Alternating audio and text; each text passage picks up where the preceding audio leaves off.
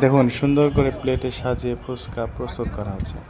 ফুচকা প্রস্তুত করতে ব্যবহার করা হয়েছে আলু ভর্তা, সাথে ব্যবহার করা হয়েছে শসা, ডিম, মরিচ, পেঁয়াজ এবং সাথে টক ব্যবহার করা হয়েছে। এই ফুচকা 1 প্লেট 50 টাকা নেবে, থাকবে 10 পিস এবং বিভিন্ন ধরনের টক সাথে দেওয়া হচ্ছে। এবং ফুচকা যখন প্লেটে সাজানো হয়ে গেছে, সাজানো কমপ্লিট হওয়ার পর তার উপরে ডিম কেটে ডিম ছিটিয়ে দেওয়া হচ্ছে।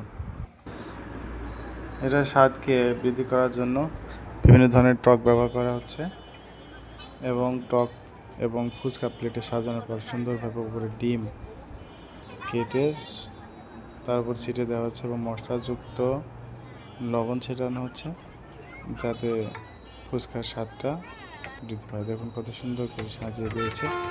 এবং এই ফুচকা 1 প্লেট 50 টাকা, 50 টাকায় 1 প্লেট ফুচকা পাওয়া যাবে।